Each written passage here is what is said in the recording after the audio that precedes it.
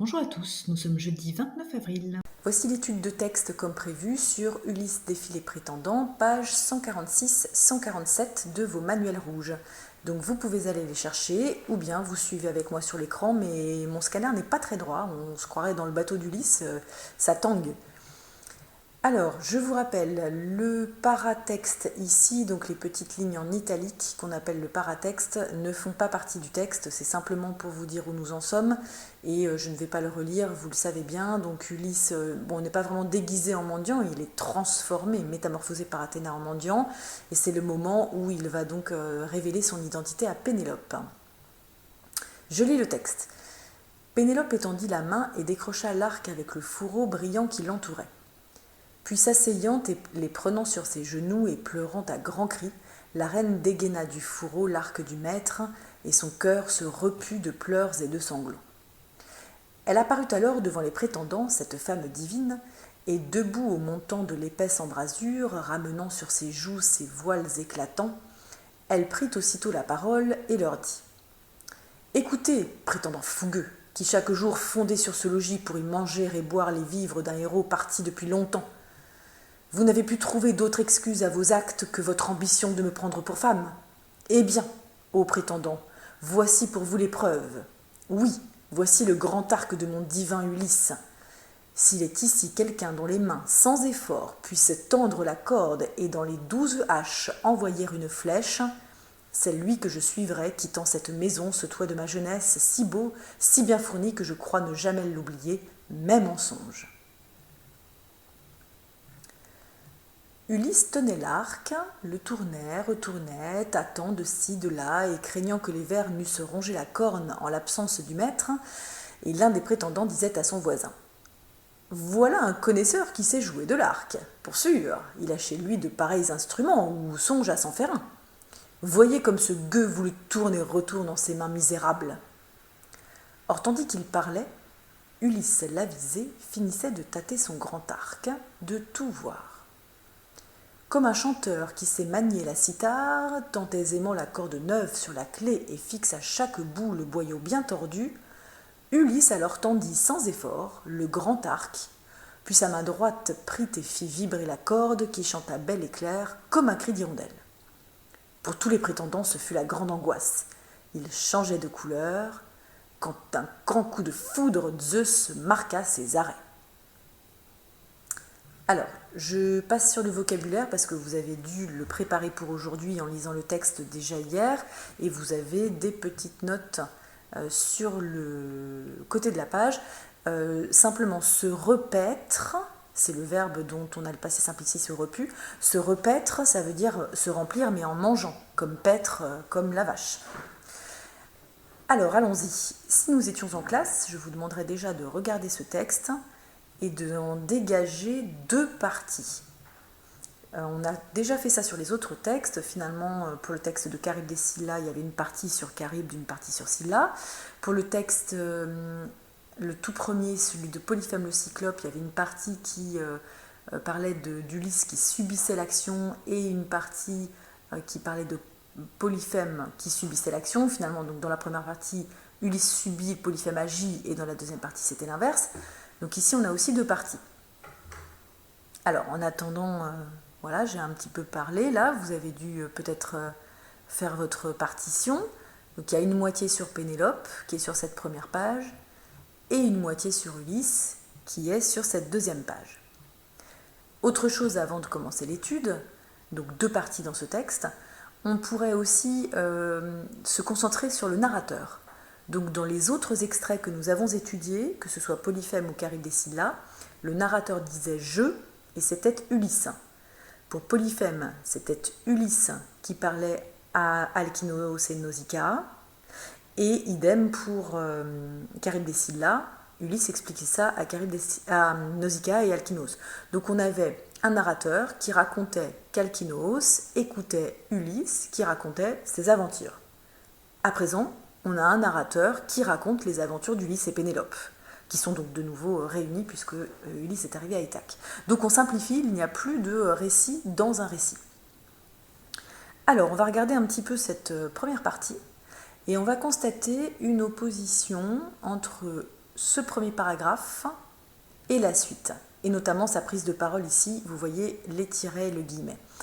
Je vous fais remarquer aussi ici que le texte a été coupé parce que cette opposition va nous apparaître comme assez abrupte, alors que dans le texte d'origine, on nous préparait probablement une transition là qui est dans cette partie qu'on nous a enlevée. Alors, pourquoi je parle d'opposition? Je relis le début. Donc, on vous dit que Pénélope prend l'arc, et ensuite, donc, s'asseyant et les prenant sur ses genoux, c'est-à-dire l'arc et le fourreau, et pleurant à grands cris, la reine dégaina du fourreau l'arc du maître, son cœur se reput de pleurs et de sanglots. Alors, on a des répétitions, pleurant, pleure, ici. On a les grands cris qui font aussi écho aux sanglots. Donc, ici, une insistance sur les pleurs et les cris. Alors, cette insistance, elle est là pour nous mettre dans l'émotion de Pénélope. Et pourquoi je parle d'opposition? Parce qu'après cette émotion, elle va apparaître ici, on vient de le lire, comme une véritable femme de tête, comme une reine. Donc voilà ce qui n'est pas impossible. On a bien une reine ici, la reine dégaina du fourreau l'arc, et on a en même temps cette reine qui est toute en émotion. Donc ce qu'il faudra retenir de ce passage, c'est qu'ici, au lieu d'avoir une vision misogyne de la femme, qui existait bien entendu dans l'Antiquité, cette vision misogyne consisterait à dire « Oh, bah là, elle ne fait que pleurer », on insiste sur ses pleurs, sur ses cris. Mais en fait, on peut voir aussi, à contrario, que Homère nous donne une vision d'une reine qui est éperdument et même désespérément amoureuse de son mari. C'est pour ça que dans l'inconscient collectif, dans notre culture générale, Pénélope va devenir synonyme de la reine patiente et amoureuse, et pas du tout de la fille qui pleure pendant toute l'Odyssée. Voilà. Si elle en est là d'ailleurs à utiliser ce dernier stratagème de l'arc, vous voyez qu'elle ne se laisse pas faire, hein, elle est loin d'être la femme qui pleurniche sans rien faire. On sait qu'avant, elle avait donc ce stratagème de coudre le linceul de Laërte, son beau-père, de coudre le linceul le jour et de le découdre la nuit. Et donc, bien entendu, elle a été prise sur le fait par sa servante, et c'est pour ça que là, elle en est à son deuxième stratagème, qui est, elle joue le tout pour le tout, donc ce stratagème de l'arc. Alors donc, après avoir bien pleuré et nous montrer qu'elle est une femme parfaite, digne d'être une reine parfaite, la femme d'Ulysse qui l'attend donc, on va avoir ce regain d'énergie. Elle apparut alors devant les prétendants, donc elle est sortie de sa chambre où elle pleurait. On a ici une apposition, vous voyez les deux virgules, hop, l'apposition en grammaire, elle est faite pour donner une caractéristique à un nom, donc l'apposition elle va avec elle, avec Pénélope, un nom ou un pronom, et donc voilà, on la qualifie de femme divine, autrement dit on ne pouvait pas lui donner mieux comme adjectif après déjà le nom reine qu'elle porte ici. Donc elle apparaît comme une reine, comme une femme divine, on le voit d'ailleurs. Pourquoi cette précision ramenant sur ses joues ces voiles éclatants? C'est pour vous montrer qu'elle est belle, qu'elle est habillée donc avec les voiles sur les cheveux, les voiles pleins de couleurs que pouvait porter une reine.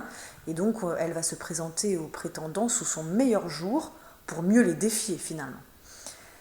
Elle prit aussitôt la parole et leur dit. Donc prendre la parole, dire, ce sont des répétitions, on le sait bien. Je vous rappelle qu'on est dans un récit oral, donc on fait beaucoup de répétitions, ne serait-ce que pour que le conteur puisse bien chercher dans sa tête ce qu'il va faire dire à son personnage. Donc, des guillemets et un discours avec un tiret, un discours direct. On change de la narration ici au passé simple et à l'imparfait pour nous mettre dans un dialogue direct au présent et donc nous présenter les événements de façon plus percutante pour qu'ils nous touchent. Le dialogue est toujours là pour rendre le texte plus vivant. Écoutez, prétendant fougueux. Donc voilà aussi en apposition quelque chose qu'elle leur attribue à eux. Ce sont eux les prétendants fougueux, elle les interpelle. Qui chaque jour, donc c'est comme s'il y avait vous qui chaque jour fondez sur ce logis, etc. etc. Et qu'est-ce qu'on voit au bout? Un point d'exclamation. Vous n'avez pu trouver d'autres excuses à vos actes que, donc voilà des reproches. Là, elle leur donne un ordre, écoutez, ici elle les désigne vous, et on a encore un point d'exclamation. Eh bien, encore un point d'exclamation. Oh, ça c'est un O qu'on appelle exclamatif, justement, avec son petit accent circonflexe dessus. Et encore oui, un point d'exclamation ici, et encore un à la fin. Donc, quand je parlais d'opposition, il y a une opposition entre les pleurs ici, les cris, les sanglots et l'énergie qu'elle déploie. Donc l'énergie qu'elle déploie dans son dialogue, on la voit grâce au point d'exclamation. Et donc là, il va falloir aller rejoindre un petit peu vos cours de grammaire. Le point d'exclamation, c'est le point qui termine la phrase exclamative. Donc il existe, rappelez-vous, 4 types de phrases. Les types de phrases donc déclaratives, les phrases impératives, il y en a une là, hein, écoutez, les phrases exclamatives, les voilà, et les phrases interrogatives, mais là, pas de point d'interrogation, donc ce n'est pas le cas. Donc ce sont les phrases exclamatives et impératives ici, qui nous montrent l'énergie qu'a cette femme, qui est donc qui n'a pas du tout envie de se laisser faire. Elle présente cette épreuve comme étant relativement impossible. Voilà, s'il est ici quelqu'un, c'est pas gagné, hein, dont les mains puissent sans effort tendre et ensuite viser les 12 haches, on a déjà vu que cette épreuve était impossible, elle sait que seul son mari peut tendre son arc, et donc voilà, elle présente cette épreuve impossible qui va souligner la puissance de son mari. Donc là, vous avez l'illustration qui vous montre justement les 12 haches. Alors c'est une illustration peut-être un petit peu naïve, hein, parce qu'Ulysse est à 4 pattes, quasiment, enfin accroupi. On peut imaginer que les haches étaient plutôt mises en hauteur, ce qu'on voit d'ailleurs dans d'autres illustrations. Et puis on voit donc là, c'est la lame de la hache, et le trou ici, c'est là que serait fiché le manche. Alors, toujours sur cette même phrase, vous voyez qu'elle est extrêmement longue, hein, elle commence à « eh bien » ici, elle va jusqu'au bout. On a aussi des choses sur sa maison, donc elle pose cette condition impossible, s'il est quelqu'un, etc. C'est lui que je suivrai, quittant cette maison, et voilà, à partir du mot maison, elle va donner beaucoup de précisions, qui sont toutes des appositions. Ce toit de ma jeunesse, vous voyez, un beau complément du nom ici à toi, si beau, donc un adjectif, si bien fourni, un autre adjectif, participe passé pris comme adjectif, donc tout ça, ce sont des expansions du nom, chose que nous avons vue récemment quand nous avons revu les fonctions avec les adjectifs, épithètes, apposés, etc. Voilà, donc ce long discours de Pénélope est là pour faire frémir les prétendants qui n'en ont rien à faire qu'elle parle de sa maison, ce toit de ma jeunesse si beau, si fourni que je croyais la même mensonge, mais ils doivent trépigner pendant qu'elle fait ce discours avec l'envie d'en découdre. Seulement, eh bien, on a le texte qui est coupé ici, et entre-temps, cet Ulysse, le vieux déchet là, qui traîne dans le coin, qui s'est saisi de cet arc, et donc les prétendants qui ont certainement très envie de se tester, ne sont pas très contents qu'il ait été attrapé là par ce vieillard à l'allure minable qui traîne dans le coin. Et justement, Ulysse, lui, au contraire, il se fait plaisir, il va les faire patienter le plus possible. On va le voir avec beaucoup de verbes d'action ici. Donc Ulysse tenait, tournait, retournait, t'attend. Et ensuite, donc, on a les prétendants parlent pendant ce temps-là. Donc voilà, Ulysse prend tout son temps. Il craint que son arc donc n'ait été abîmé par des petits vers qui auraient rongé la corde. Vous voyez le mot maître, il est là encore. Ça, c'est sûrement un indice de la suite. On sait bien que c'est lui le maître de la maison, et ça va mal finir pour les autres. Et donc l'un des prétendants, on ne sait pas qui, voilà, le dialogue réapparaît, se met à parler. Voilà un connaisseur qui sait jouer de l'arc. Pour sûr, il a chez lui de pareils instruments. Alors, ces petites phrases, c'est des phrases qu'on appelle, peut-être le savez-vous, alors, c'est quand on dit l'inverse de ce que l'on pense. En général, on dit l'inverse de ce que l'on pense, mais on sait qu'on va être très bien compris de celui à qui on parle. Voilà un connaisseur, dit-il à ses copains prétendants. Évidemment que ses copains prétendants savent très bien que ce qu'il veut dire, c'est « tiens, ce type-là n'y connaît rien ». Pour sûr, il a chez lui de pareils instruments ou songe à s'en faire un. Évidemment, les prétendants comprennent très très bien, bah oui, il n'en a jamais vu un pareil de sa vie, et de toute façon, incapable d'en fabriquer un de ce genre-là. Donc, comment appelle-t-on ce procédé qui consiste à dire l'inverse de ce que l'on pense? Alors, j'espère que vous l'avez trouvé entre-temps dans vos petites têtes, c'est l'ironie. Donc voilà, l'ironie, et cette ironie passe bien sûr à nouveau par des phrases exclamatives. On voit ici 3 points d'exclamation. Alors, pourquoi cette ironie nous fait sourire, nous? On imagine bien les prétendants qui ont un gros rire gras derrière. Bah oui, bah alors, ce vieux. Seulement, bien sûr, c'est l'auditeur, nous en l'occurrence, qui rions aussi parce qu'on sait bien qu'ils peuvent être ironiques. Tout cela va très très bien se tourner contre eux dans très peu de temps. Or, tandis qu'il parlait, donc voici un gros complément circonstanciel de temps, qui est une proposition subordonnée aussi, avec son verbe conjugué. Donc justement, ce grand complément circonstanciel de temps va nous faire perdre du temps et vous allez voir, le temps se ralentit. Ulysse l'avisé, c'est-à-dire le sage, finissait de tâter son arc. Ah bah enfin, puisque ça fait quand même depuis plusieurs lignes qu'il tâte et retourne et tourne. Il finit donc de tout voir. Et ici, on a encore une énorme comparaison qui fait donc 5 lignes, qui va donc retarder l'action au maximum pour ménager du suspense. Du suspense toujours chez l'auditoire. L'auditoire, c'est l'ensemble des auditeurs. Donc l'auditoire sait très bien que l'épisode croustillant du massacre des prétendants où le sang gicle va se profiler. Et donc, le conteur prend un malin plaisir à retarder l'action au maximum, avec donc une très belle comparaison. Alors les comparaisons, vous savez que ce sont des figures de style, donc c'est quelque chose de remarquable dans un texte, c'est fait pour l'embellir, pour marquer fort le lecteur ou l'auditeur. Et donc la comparaison, elle passe par l'outil comme que vous avez ici. Et en réalité, il y en a 2 dans ce paragraphe. Comme un chanteur qui sait manier la cithare tente aisément la corde neuve sur la clé et fixe à chaque bout le boyau bien tordu, Ulysse alors tendit sans effort le grand arc. Donc on compare le grand arc à un instrument de musique, la cithare, qui lui aussi a des cordes. Les cordes sont faites en boyau, vous le voyez ici. Et donc on parle d'un chanteur qui tendrait sur sa cithare des cordes en boyau, il la tendrait à une clé, c'est comme les clés de la guitare. On compare ceci avec donc Ulysse qui tend la corde de son grand arc. Alors je vous montre le cours avec la cithare qui est là. Les cordes, comme c'est un vase toujours, quand il s'agit de figures comme ça jaune sur fond noir, donc comme c'est un vase, là on perd de vue les cordes qui sont noires sur noir. Voilà, donc la cithare, et puis les clés pour tendre, là on ne les voit pas vraiment, mais ce serait comme des petites vis qui permettent de tendre le boyau. Voilà, donc hop, c'est facile pour Ulysse, il tend aussi facilement son arc qu'un instrument de musique. Autrement dit, il y en a là, ceux qui ironisaient ici vont commencer à se sentir assez ridicules. Donc, deuxième comparaison. Donc, puis sa main droite prit et fit vibrer la corde, qui chanta bel et clair, comme un cri d'hirondelle. Donc voilà la deuxième comparaison, comme un cri d'hirondelle. Vous remarquez cette phrase bizarre, puis sa main droite prit. C'est un peu comme si c'était pas Ulysse, mais juste sa main, tellement il reprend son habitude, peut-être tellement sa main est habituée à tendre cette corde qu'elle fait ça toute seule. Donc le cri d'hirondelle, vous voyez peut-être quelque chose venir. De même que les boyaux, qui sont les cordes de la cithare, font peut-être une allusion, c'est-à-dire un petit clin d'œil, à certains boyaux qui vont bientôt être déballés à l'air libre, si vous voyez ce que je veux dire. Et bien de même, ce cri d'hirondelle, si vous savez à quoi ressemble un cri d'hirondelle, c'est extrêmement aigu, et bien ce cri d'hirondelle fait allusion a priori au cri des prétendants qui vont bientôt se mettre à hurler.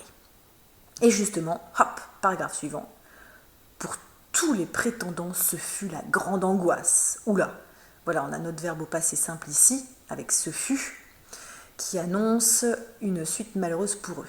Ils changeaient de couleur. Alors, cet imparfait est surprenant. Justement, on vient d'étudier l'imparfait et le passé simple, leurs emplois, ça tombe bien. On se serait attendu à ils changèrent de couleur, fait brusque et inhabituel. Eh bien non, ils changeaient de couleur, ce qui indique que l'action prend du temps. Et donc on peut même s'imaginer qu'ils passent proprement par toutes les couleurs. Quand d'un grand coup de foudre, Zeus marqua ses arrêts. Donc l'action percutante, elle est là, c'est le marqua ses arrêts. Il changeait de couleur, c'est le décor finalement. Et donc marquer ses arrêts ou bien arrêter une décision, ça veut dire prendre une décision. Donc on sait que bien entendu, la décision qui est arrêtée, ce sera la mort des prétendants. Et voilà, avec ce texte, donc nous terminons notre séquence sur l'Odyssée. Alors, un petit tour dans le Drive. Donc, toujours le lien est toujours sur Pronote, vous allez dans les leçons, et maintenant vous allez découvrir le chapitre 5, Ulysse défie les prétendants, que j'ouvre avec vous. Donc, toujours question, est-ce que vous le copiez ou pas? C'est un petit peu comme vous voulez. Vous pouvez, si vous voulez, copier ça dans un document, enlever les illustrations et l'imprimer, ou alors le copier à la main dans votre cahier ou votre classeur. Donc je vais évidemment pas relire tout ça avec vous puisque on a dit beaucoup plus à l'oral il y a quelques secondes. Ça c'est le résumé et j'ai mis simplement, comme toujours, en souligner les choses importantes. Donc par exemple la définition d'ironie, la comparaison, et puis j'ai ajouté des illustrations, donc la cithare que je vous montrais tout à l'heure. Et puis ici c'est encore un vase où on voit bien le massacre avec des petites flèches partout. Regardez, hop là une flèche là, dans le cou, c'est donc, enfin si elle est bien dans le cou, non elle a l'air d'être dans le bras. Alors est-ce qu'il y en a un qui a une flèche dans le cou? Peut-être là, on a l'impression de voir du sang. Dans ce cas-là, ce serait la preuve que c'est Antinos, le chef des prétendants, parce que c'est lui qui reçoit la toute première flèche dans le cou. J'en profite pour vous rappeler, on ne dit pas se prendre une flèche, ça c'est du langage familier, on dit bien recevoir une flèche ou être blessé par flèche. Voilà, donc vous avez ce chapitre bien rangé dans le drive. J'en profite aussi pour vous montrer quelque chose. Donc sous la vidéo, je vous mets ce lien vers les quiz mythologiques. Donc c'est un site internet qui n'est pas spécialement de l'éducation nationale, comme vous voyez, il y a plein de pubs partout, qui s'appelle Quizbiz. Et là, je vous ai mis un raccourci vers les quiz mythologie parce qu'il y a beaucoup de choses. Et du coup, pardon pour la sonnerie, et du coup, donc on voit des choses sur Ulysse. Vous pouvez probablement faire ce quiz sur Ulysse, peut-être pas tous les autres parce que c'est assez compliqué, les dieux romains, etc. Mais au moins celui sur Ulysse sans problème. Et ce qui est sympathique, vous voyez, c'est qu'il y a des illustrations quand même qui sont plutôt très jolies, du moins entre les pubs qu'on peut voir sur les côtés. Donc voilà pour... Ah, on retrouve notre polyphème. Voilà pour vous entraîner et faire passer un petit peu le temps jusqu'à ce qu'on se retrouve. Donc pour demain, pas plus de travail que voilà, de bien engranger toutes ces informations que nous avons vues ensemble, accord, dans ce chapitre. Voilà, et bien donc à très bientôt, on se retrouve lundi, ça commence à approcher, et d'ici là, portez-vous bien.